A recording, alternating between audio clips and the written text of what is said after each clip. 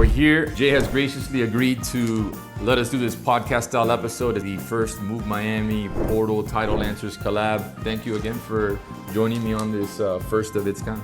Anything for you, bud. So it'll be fun. We can have a little engaging conversation. Jay and I have known each other for quite a long time, and he's been closing my deals ever since I started doing real estate about 8 years ago. I wanted to ask you what your most Miami real estate story is for those of us who are from here. We had a case where we were removing an individual from a property. I was in court. I was able to get an order from the judge to remove him. It was one of these guys that was just, with serial filer, always filing stuff in court. The guy starts berating his attorney, nearly picking a fight. And it's the kind of thing where I'm just walking out kind of laughing because I'm like, whoa, well, I won, I'm out of here. But then it got even worse. A couple days later, that same individual had gone back, the prior homeowner, showed up with like 4 guys and bats, allegedly, gets the keys back from the construction guy. The cops show up. They're telling me like, well, there's not much we can do. There's no evidence. There's no assault. What he did not pay attention to was the paperwork. When somebody gets removed from a property, says if you're caught back on the premises, it will be considered trespassing. But long story short, the guy basically admits that he forcibly took the keys back. So then the police arrest him. An interesting day, to say the least. I was probably there for like 5 hours. Wow, this is all enforcing a writ of possession. People are like, oh, this is such a crazy market, such a difficult market. Like, there's nothing worse than a market when you're dealing with distressed individuals, because not only is purchasing or selling a home an emotional process, add financial difficulty and layer that on top, and people, understandably so, will act even more irrational, and you don't know what's going to happen. I see it as well. I have some crazy cases that, again, being lawyers, we don't want to disclose or blow any confidentiality. We can't talk about some of these. One of my crazy ones, I think, was here. You guys were closing it, and the day before, the seller was demanding an inspection to the point where I had to get in the car and say, hey, I'm going over right now and call the cops, because this lady was pressing and demanding that she needed to do a walkthrough, but on the contract it doesn't say exactly when the walkthrough needs to take place. And these people, weren't behaving as they should have with the contract, and I only had to give them a walkthrough before the closing, and my client was pregnant. I had to protect my client. Some people start the transaction and they're working with individuals that are not professionals and just tell them, yes, you can do whatever you want, and then that just kind of snowballs. And I always call it's like a kid asking for candy. You give them that first piece of candy, then they want another piece and another piece and another piece.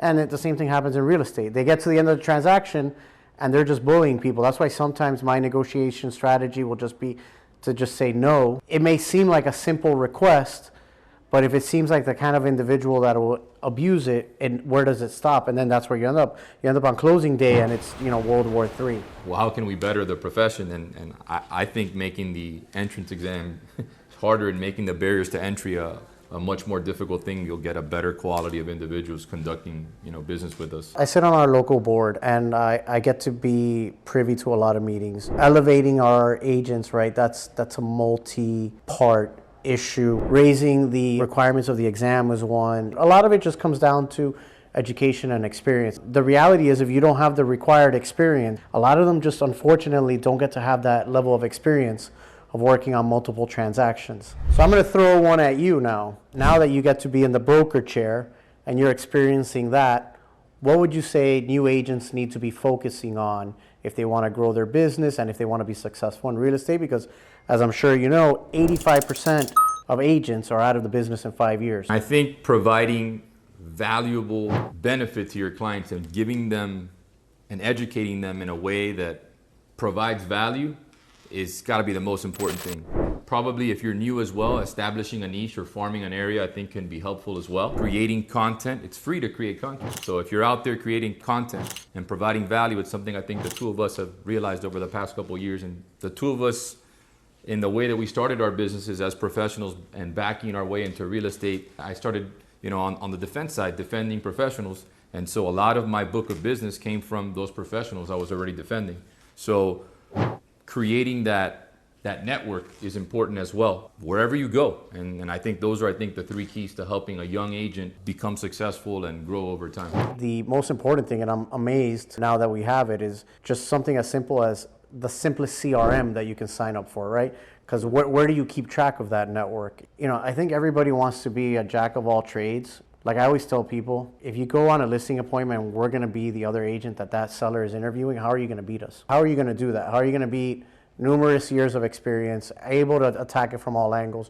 You really need to think about your value proposition and understand it well, or build the hell out of the relationship where even no matter what, the seller's going to turn to me and say, you're way better than my agent, but I've known this guy for 5 years and he's been there for me, and unfortunately, even if it costs me money, I'm going to go with it, which in my opinion would still be a bad decision. And we see it time and again, it happens. They've even called us and regretted it. We've had people pick up the phone and be like, damn Vic, I should have used you, I should have used Jay. You know, I can try and navigate the situation. There's many times we've worked together and collaborated to help one of these situations out, but when you sign a contract, you signed a contract. I can't reverse what you already signed unless we're in the inspection period and we can back out and renegotiate at that point in time. But then people get bad taste in their mouth. They could get pissed off and say, hey man, you know, you started with this story and all of a sudden you're changing it and going backwards.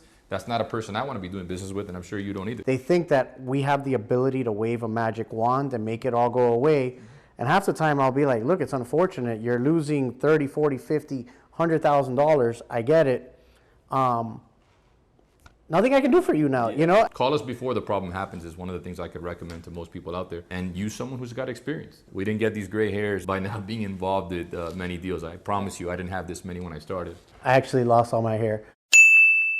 And no matter how much we say it, we'll tell you on this video, you'll see a bunch of other videos, you'll see Vic say it, I'll say it, everybody will tell it to you, and nobody will do it. Less than half will actually do it, which is have a strategy going into your transaction. What's your team? Who's your agent? Who's your title agent? Who's your lender? What programs are you using? Are you preparing? Get your lending in line ahead of time. Because guess what ends up happening? This is a very common one that I see. Oh, I make really good money. Oh, I have really good income. Yes, you're great. You're a doctor. You're making $750K a year. You can qualify for a massive amount. Guess what ends up happening? Your credit score, because you like to travel a lot and it's high. It's not that you don't pay your stuff on time, but you have all your cards at the limit. They report monthly, and it turns out that your cards show you have high limits. You have $500K in the bank. All you need to do is just keep them paid off. You pay them off once a week, get your credit score higher. You didn't get to that 740. Plan ahead, but what did you do? You went out, you went under contract, you don't have enough time, and then sometimes they can't do the rescore in time. You might even miss out on the deal. I had a doctor recently, the deal that he wanted, the condo, his credit score had dropped, missed out on the condo. We've got another one now that I actually backed out on for a similar reason. You know, there's a client who didn't like the financing. His preferred lender told them, hey, you know, you could be in this, you're fine. You're going to be fine here, no problem. Send them the pre-approval. Now we get into it. We're in the inspection period, and I'm like, hey, I'm pulling right out. I'm not going to leave your deposit at risk. But luckily, you know, I got him connected with my lender. It is what it is. But even my lender can't make it happen without being at a rate where he's not happy with or comfortable with. And I'm not going to put my client in that precarious situation. So what I did, I told him, hey, we're backing out right now. We're going to preserve your deposit. We're going to get everything in line. If we have to buy it next year, we buy it next year. When your taxes are right and things are right and we can get the loan you want. Otherwise, we're going to put yourself into a financial burden that you don't need to be in. So you have to show them. You have to show them how it works and how it is to get it right. Figuring out what you want is what half the equation. The other half is actually paying for it. You're going to qualify. You qualify for something. The question is how much money and at what rate. What are you seeing right now in terms of the Miami market? That's a loaded question because I feel like at any point in time, you know, something can shift. Right now, it looks like interest rates are going to hold steady. Buyers are still out there. We have 7 listings, I think, online right now, and each one is getting 20 plus showings. Now, we're not getting the same amount of offers. Given the interest rate challenges, buyers are saying, unless I absolutely love it, I'm not going to make a move because, you know, I'm paying this top dollar in terms of price. I'm paying this amount in interest. By the same token, most of my sellers either have their property paid off or they have a rate under 4. And they're saying, well, if I don't get my number, then I don't need to sell. Never had a situation where you have sky high rates and sellers that don't need to sell, but you still have a bunch of buyers in the market. So you have plenty of buyers and you have no sellers, and yet the economic indicators will lead you to believe that sellers would come to the market, but they can't.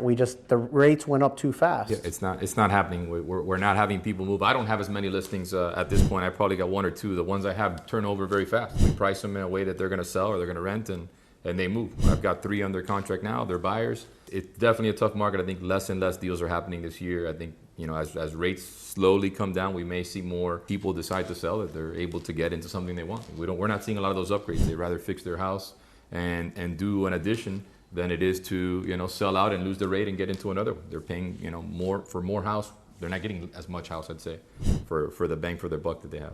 What do you think the key has been to your success in business? You've been doing it for a while. You've been on your own, and I've seen you just grow and evolve. So what's that key to success? Man, everybody wants the secret sauce. Do I give them the secret sauce in this podcast video? The secret sauce is just put your clients first. You listen to your clients, you have conversations, you figure out their who, what, when, and why. What are they trying to accomplish? When are they trying to accomplish? What's an ideal scenario for them? You try to deliver that, as to the best that you can, right? If you're willing to, listen to the market, interpret the market, you listen to your clients and you do the best you can. The market has like 30% less transactions going on. People are desperate for money, and you see people do desperate things. The people who do good quality business like ourselves are the ones that continue. And how is that? You build relationships with people, you listen to them, and you try to achieve it. Absolutely. You never want to burn someone. You don't want to give everyone that bad taste in your mouth. And part of why I think I've been in business and done as well as I have is building my network and finding a way. And, before I started building out my actual CRM, my CRM was in my head. One of my old law partners was like, Vic definitely knows someone, but it's not in the CRM. It's not in the one there at the law office. But now as I build my own, I see the importance of it, to be able to group things and group people and find that connection. I leave that with you all and a lot of you young agents or young lawyers who are looking to build a business. I think that's an important lesson that most people ought to learn from early on. You're there to serve your clients, right? Give them everything that they want. You need to go out there and work every day for that. The reality is, if you do good work, the money will follow. I think when I stopped counting money or thinking about what I was going to bring in is when I started doing probably the best, I think, in both of my businesses. It's just not thinking about it. And listen, it makes you a better negotiator. Don't be afraid to walk away from the table, because take real estate out of it, right? What is one of the scariest things? Think about your significant other or someone. What's the worst thing you can do to somebody that you really like when they ignore you? Because then it drives you nuts. It's the same thing in real estate. You ice them. Call it commission breath.